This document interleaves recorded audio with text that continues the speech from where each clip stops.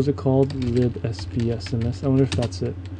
Let's see. Oh, that's probably sloppy and mistyped. There we go. D package -l grep sbs. Alright. So we want to remove dev. Alright, so get rid of that, please. Thank you. There's still one left. Let's get rid of that. This. Thank you. And let's configure again.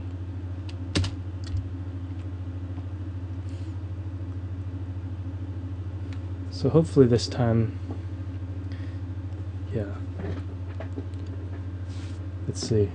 It says local now, so that's good.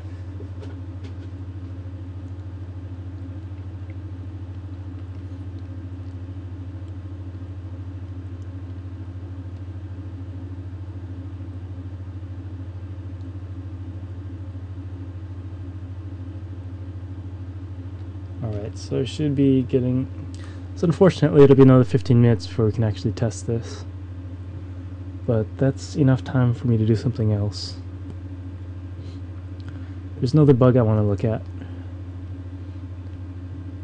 And yeah, I guess I can start looking at that. This other bug is going to be hard though. I can just tell. Oops. Undo discards, save.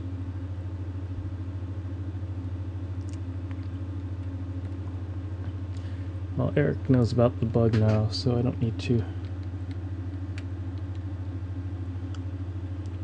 send that mail. Alright, so let's see, SPF, yeah, local. Good, let's make, don't need to do any cleaning. Yeah, because the config files should have pretty much stayed the same.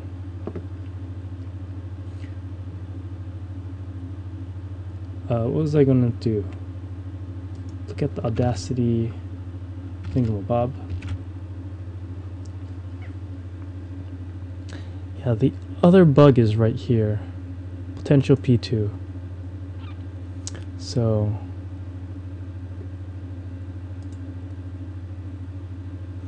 apparently there's another bug. I haven't read this thread completely.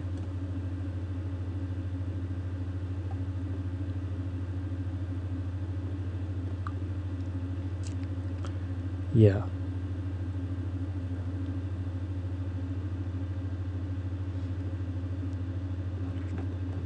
So the problem is when we record a signal, I did this change about 4 years ago or 3 years ago, can't remember.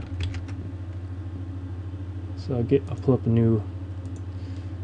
I want to draw this out.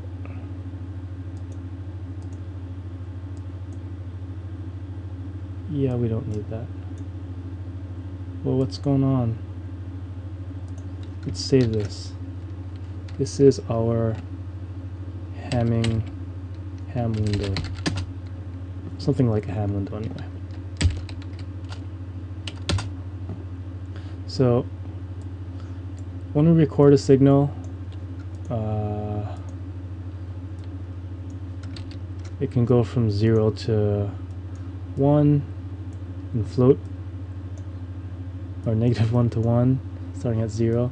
And before we used to clip like this. If the signal would go up, we would clip it, because that's what would go to the speakers, and that's what we want when we convert to an int format, like that.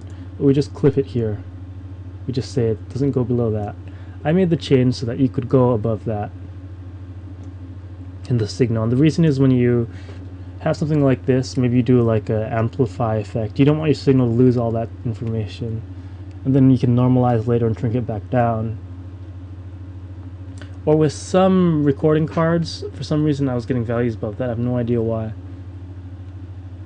But anyway, yeah, you can do this kind of thing.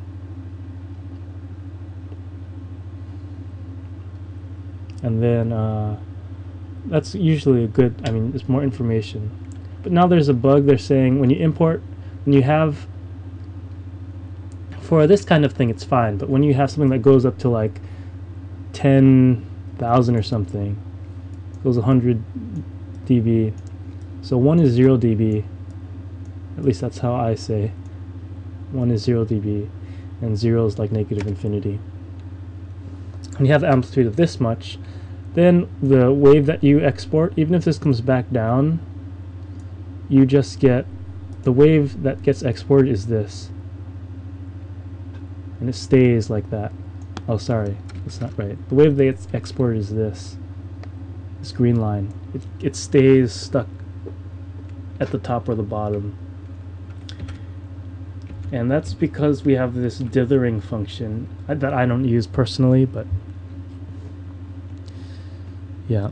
So if you have this dither set to shaped, I'm guessing there's a visual analog when you dither something and you take the surrounding colors.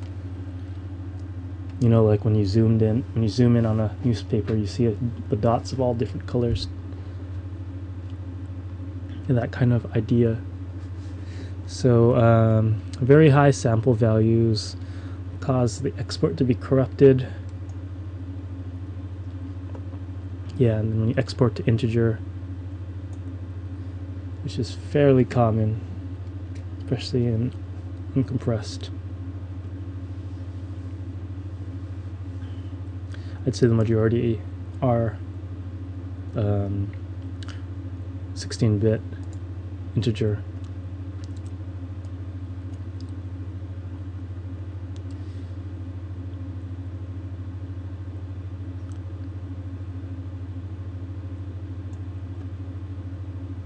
Huh, interesting. There's a corrupt sample value that can get very high. That's surprising.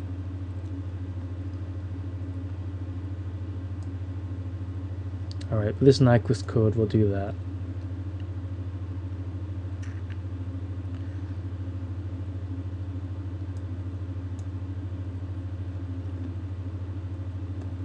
Okay, and then Gail says, of course I like it fixed.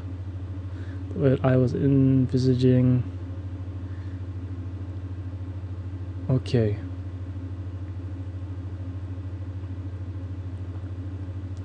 Yeah, I did that change, so I should be the one to fix it.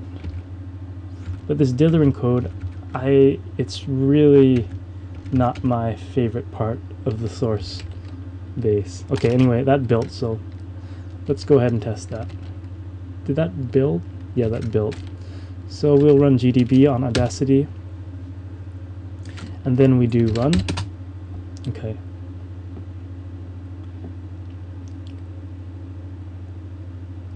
So again, we have the one case where we take the MP3 and this gets bypassed. This goes to the libmad importer. So we don't worry about that anymore. But there's this other case where we have mislabeled files. So this is an MP3 that causes the crash in libsound file, but now it's called a wave. The user just typed the wrong thing in. And so now this imports correctly. So that's great. The last version that crashed. So I'll tell Eric, M3GA, thanks a lot, Eric. This worked. This works. This works.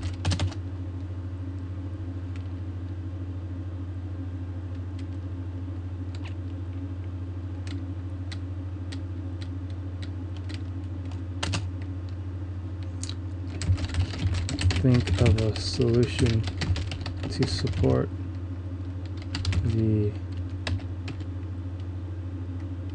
0.23 in Ubuntu.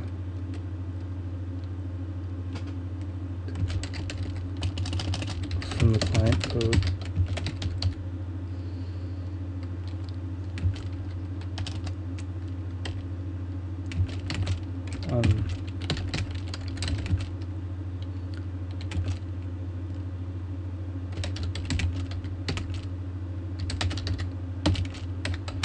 MP3 extensions.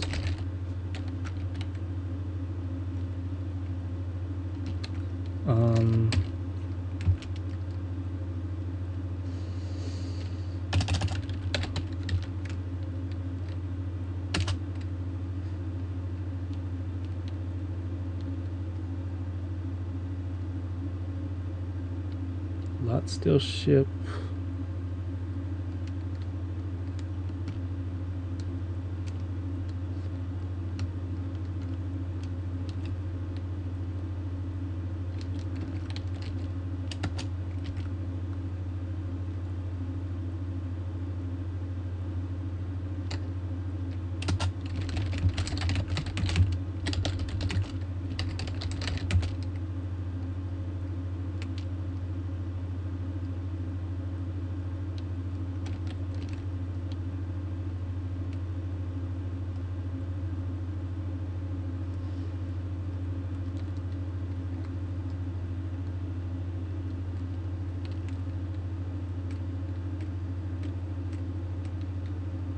Yeah. Oh, sorry, I'm chatting with Eric. This is a public channel, so I don't mind putting it on screen. It's not like a private email.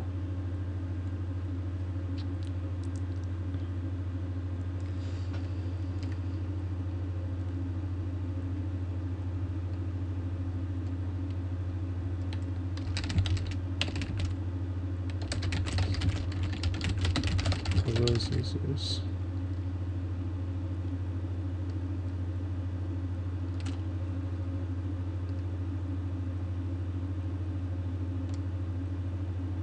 Yeah.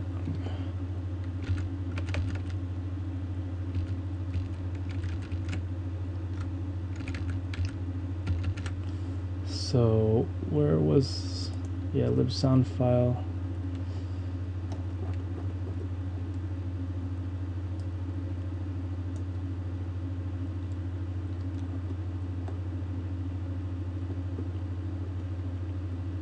Yeah, the mode is just the file mode, so that's not going to help.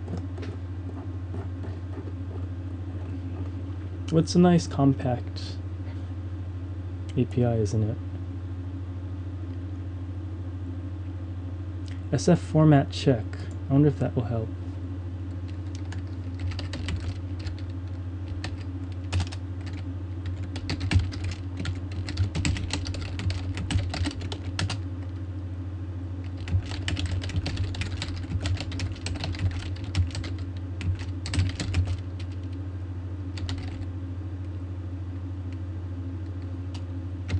I don't think we're using that.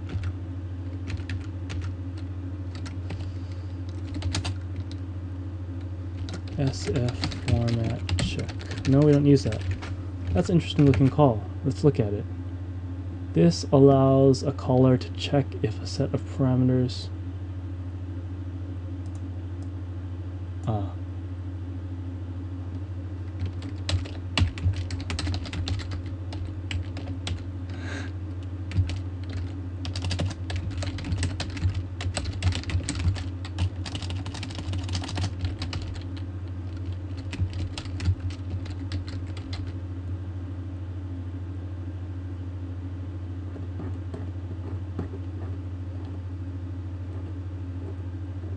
what's that?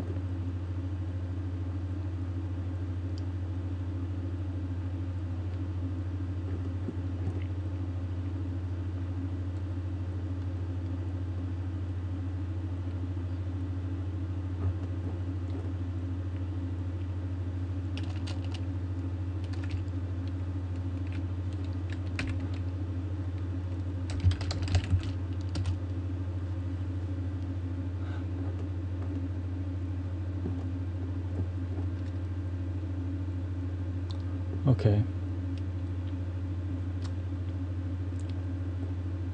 So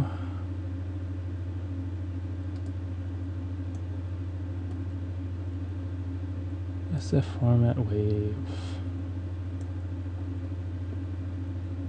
What is SF info? I thought that was output struct. Isn't that an output struct?